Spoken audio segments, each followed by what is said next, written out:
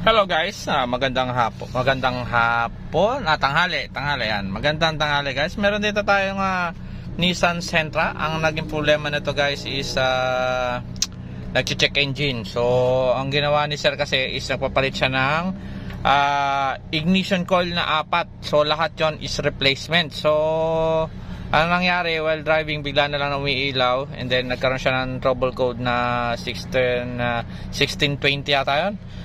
Yung primary ignition primary.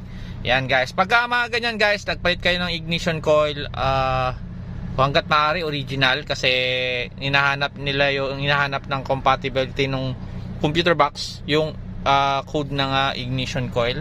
So ang ginawa ko naman dito para hindi siya maghanap ng